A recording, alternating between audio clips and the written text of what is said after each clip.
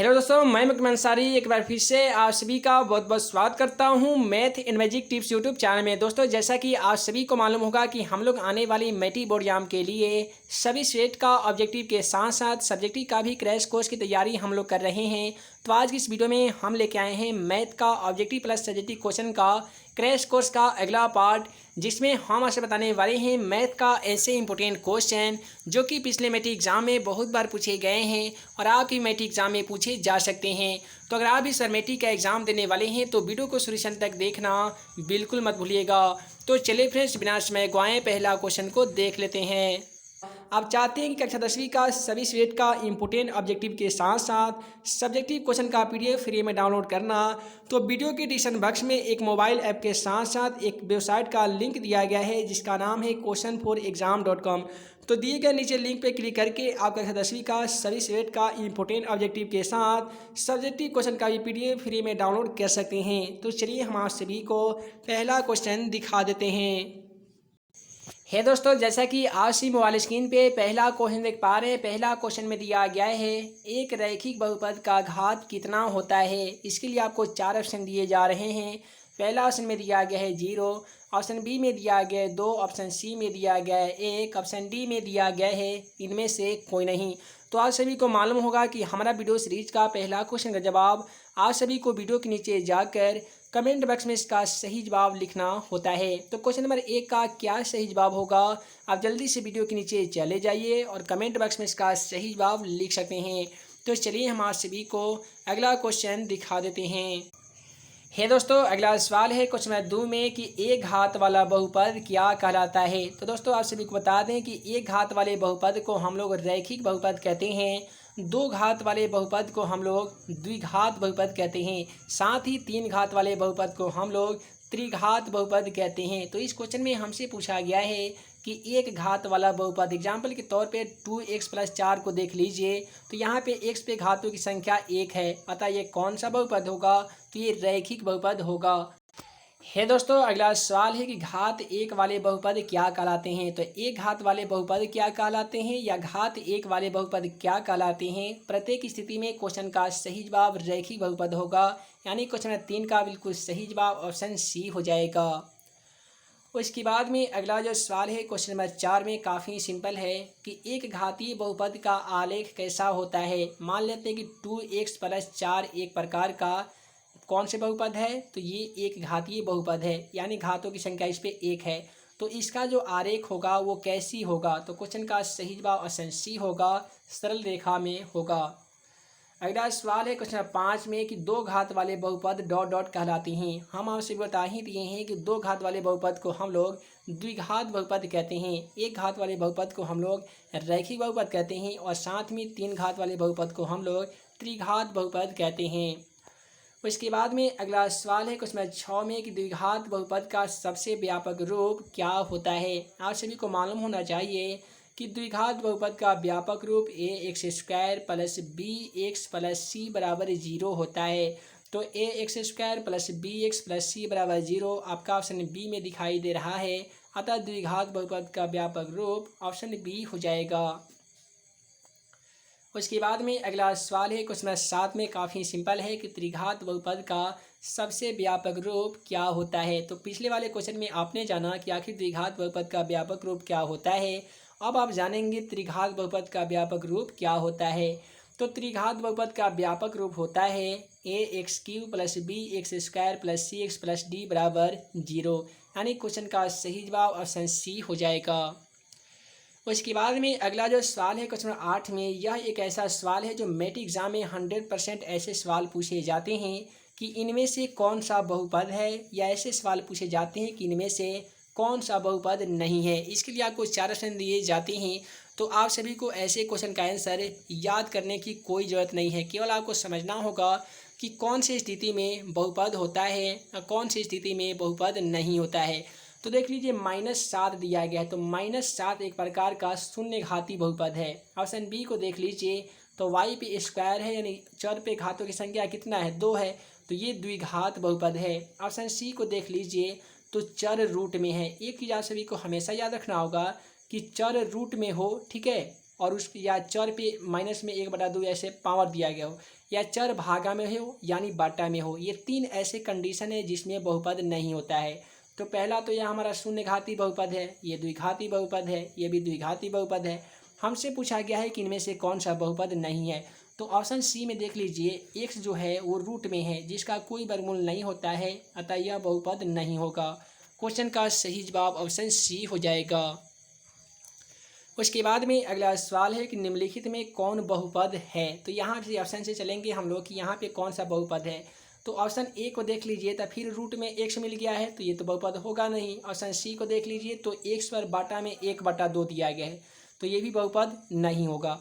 Option B को देख लीजिए, 1 दिया गया है तो एक प्रकार का शून्य घाती बहुपद होता है। तो क्वेश्चन का सही जवाब ऑप्शन बी हो जाएगा।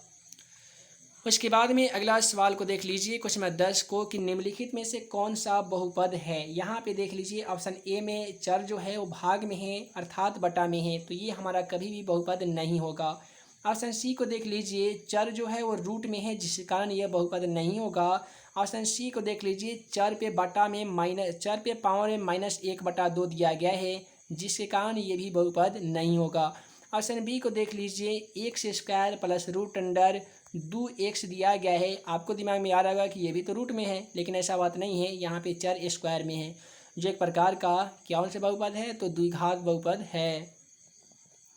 उसके बाद में उसी प्रकार से अगला सवाल है क्वेश्चन नंबर 11 में कि निम्नलिखित में कौन बहुपद नहीं है। तो पहले ऑप्शन से हम लोग चलेंगे तो देख लीजिए, यहाँ पे √2x है यानी √2x है, और यहाँ पे क्या है √3x। इस प्रकार से इसमें तो कोई ऐसा टर्म कंडीशन नहीं है जो गलत दिख रहा होगा।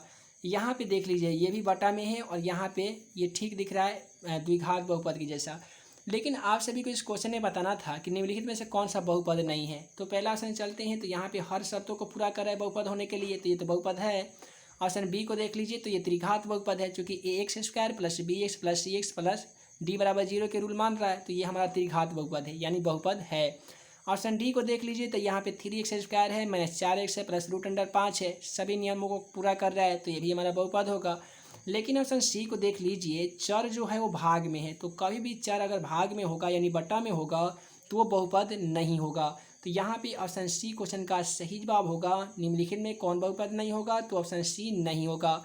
तो उम्मीद है कि आप सभी को समझ में आ रहा होगा। तो चलिए हम आप सभी को अगला क्वेश्चन दिखा देते हैं। दोस्तों, अगला सवाल है क्वेश्चन 12 में कि कौन रेखीय बहुपद व्यंजक है। इसके लिए आपको 4 ऑप्शन दिए जा रहे हैं जिसमें आप सभी को बताना है कि कौन ऐसा व्यंजक है जो रेखीय बहुपद का व्यंजक है। तो चलिए हम लोग बारी बारी से ऑप्शन से चलते हैं। तो यहाँ पे रेखीय बहुपद का मतलब कि जिस पे घातों की संख्या 1 होगी, ठीक है। तो चलिए हम ऑप्शन से देख ले। तो पहला ऑप्शन एक ऐसा ऑप्शन है जिसमें घातों की संख्या 1 है। ऑप्शन सी को देख लीजिए, पता घातों की संख्या 2 है, तो ये तो रेखीय बहुपद व्यंजक होगा नहीं। ऑप्शन सी को देख लीजिए, ऑप्शन सी में तो नहीं होगा। ऑप्शन बी को देख लीजिए, इसमें भी घातों की संख्या 2 है, तो ये भी नहीं होगा। ऑप्शन डी को देख लीजिए, ये त्रिघात बहुपद है, इसमें भी घातों की संख्या 3 है, तो ये भी नहीं होगा। हमसे पूछा गया था रेखीय बहुपद व्यंजक यानी वैसा व्यंजक जिसपे घातों की संख्या 1 होगी, तो वैसा ऑप्शन हमारा ऑप्शन ए में दिया गया है, अतः क्वेश्चन का सही जवाब ऑप्शन ए हो जाएगा। उसके बाद में अगला सवाल है क्वेश्चन 13 में कि निम्नलिखित में कौन बहुपद है। इसके लिए आपको 4 ऑप्शन दिए जा रहे हैं जिसमें से आप सभी को बताना है कि कौन ऐसा ऑप्शन है जो बहुपद है। तो पहला ऑप्शन से चलते हैं। पहला ऑप्शन में देख लीजिए, x बटा में है अर्थात भाग में है, तो ये हमारा किसी भी परिस्थिति में बहुपद नहीं होगा, तो पहला ऑप्शन हमारा गलत हो जाएगा। ऑप्शन बी को देख लीजिए, तो x यहाँ पे जो चर है वो रूट में है जिसके कारण रूट में भी है और भाग में भी है, तो बहुपद होने के लिए कोई भी शर्तों के पूरा नहीं कर रहा है, अतः ऑप्शन बी भी गलत हो जाएगा। ऑप्शन डी को देख लीजिए, तो यहाँ पे x² - 2x + 5 जो चर है वो भाग में है जिसके कारण ऑप्शन डी भी बहुपद होने का कोई शर्तों को पूरा नहीं कर रहा है। यहाँ पे देख लीजिए, तो ax³ + bx² + c यहाँ पे जो बहुपद के सभी शर्तों को पूरा कर रहा है, अतः क्वेश्चन का सही जवाब ऑप्शन सी होगा जो एक प्रकार का त्रिघात बहुपद है। उसी प्रकार से जो अगला सवाल है क्वेश्चन 14 में कि निम्नलिखित में कौन रेखीय बहुपद है। निम्नलिखित में कौन ऐसा बहुपद है जो रैखिक बहुपद है। रैखिक बहुपद का माने हम आप सभी को बता दिए हैं, जिस पे घातों की संख्या 1 होगा उसे हम लोग रैखिक बहुपद कहते हैं। तो चलिए इसके लिए भी हम लोग बारी बारी से सभी ऑप्शनों का चयन करेंगे। तो ऑप्शन ए को देख लीजिए, इस पर घातों की संख्या 1 होगा, अतः क्वेश्चन का सही जवाब ऑप्शन ए हो जाएगा। चूँकि हमसे रैखिक बहुपद पूछा गया था, रैखिक बहुपद का मतलब एक घात वाला बहुपद, तो एक घात वाला बहुपद हमारा ऑप्शन ए में है। ऑप्शन बी को देख लीजिए, तो यहाँ पे x तो भागा में है, तो ये बहुपद होगा नहीं। ऑप्शन सी को देख लीजिए, जेड भाग में है, जेड यानी चर भाग में है, तो ये भी बहुपद नहीं होगा।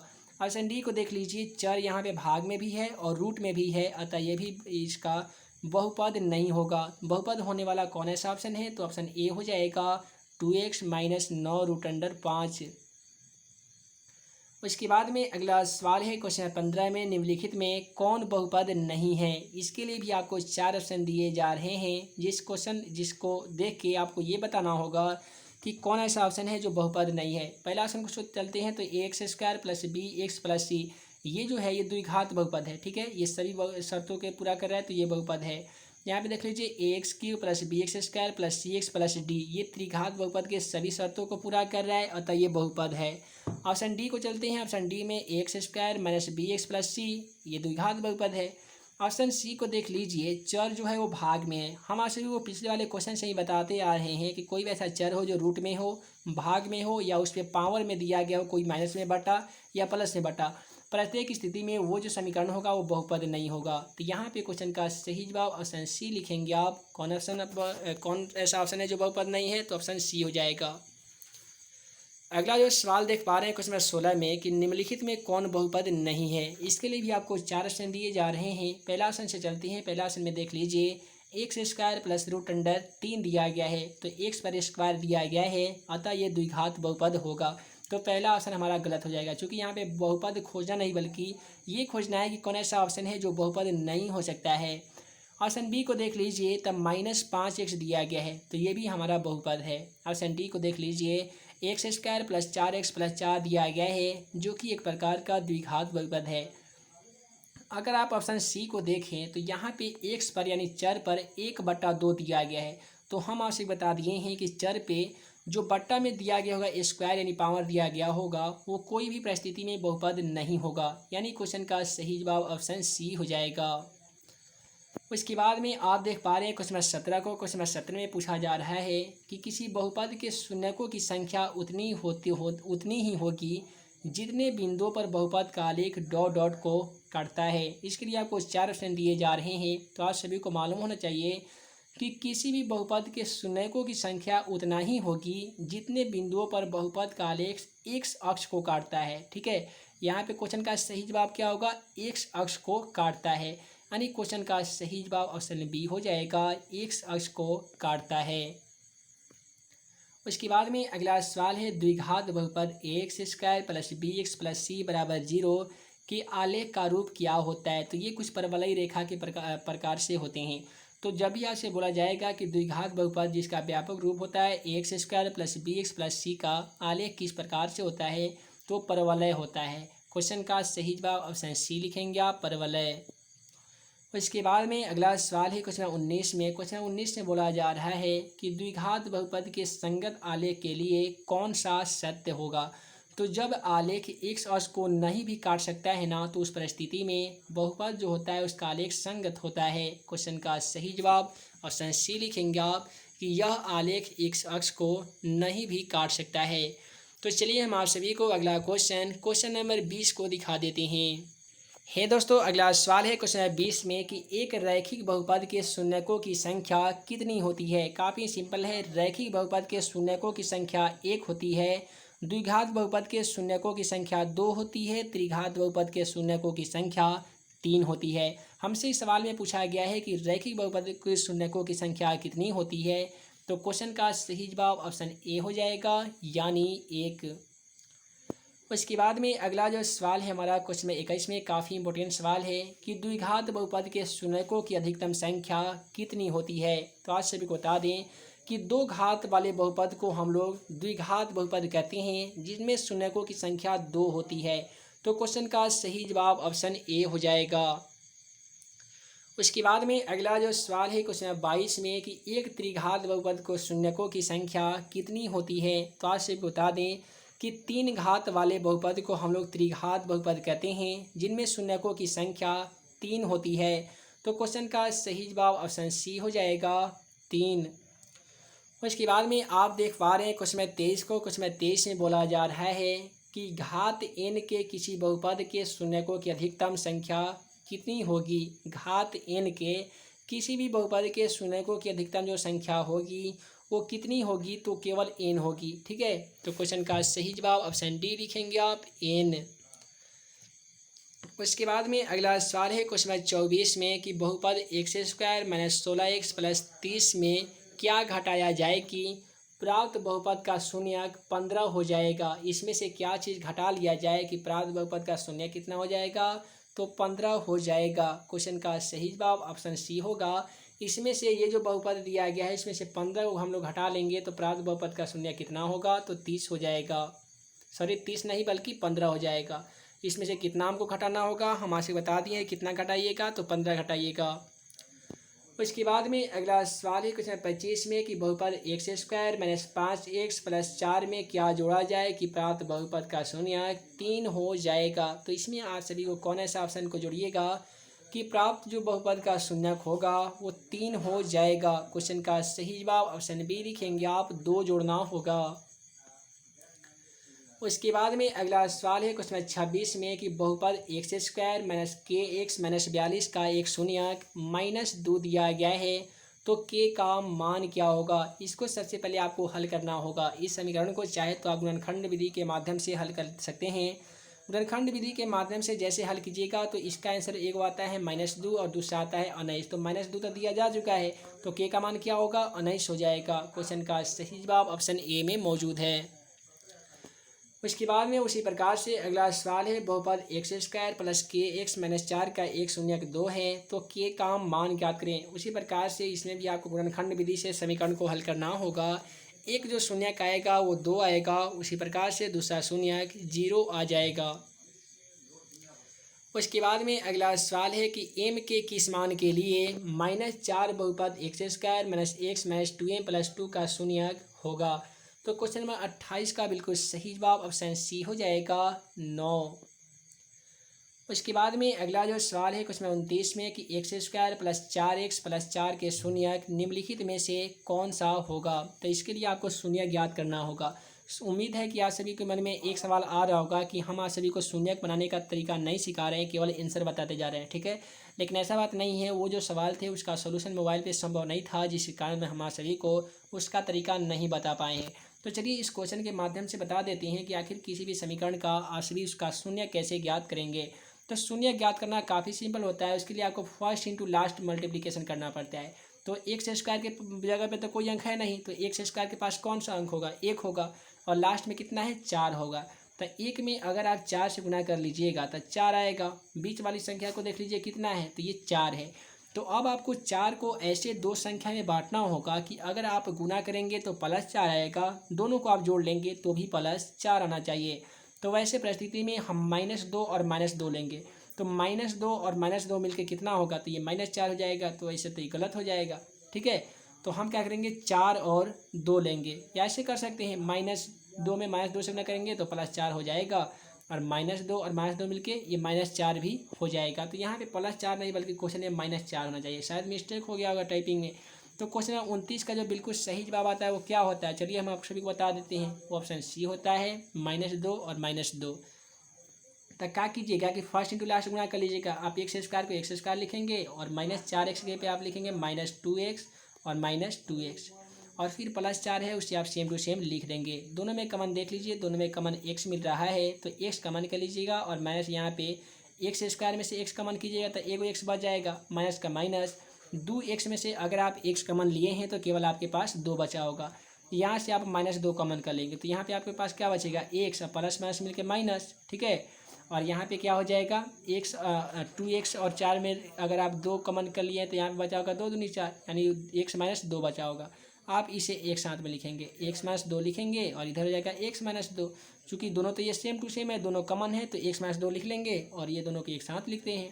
तो x - 2 बराबर क्या होता है, तो ये x बराबर ये हो जाएगा -2 और ये भी हो जाएगा -2, यानी क्वेश्चन का सही जवाब ऑप्शन सी हो जाएगा। हे दोस्तों, वीडियो लंबी ना हो जिस कारण मैं इस वीडियो को यहीं पे एंड करता हूँ। उम्मीद है कि आप सभी को वीडियो पसंद आया हो तो वीडियो को लाइक करें, अपने दोस्तों में शेयर करें। ऐसे ही नए नए वीडियो पाने के लिए हमारे channel math and magic tips को सब्सक्राइब करना ना भूलें। हे दोस्तों, मैं मुकम्मल अंसारी जल्द मिलूंगा अगले वीडियो में नए वीवीआई क्वेश्चन के साथ। तब तक के लिए वीडियो देख लिए बहुत बहुत धन्यवाद।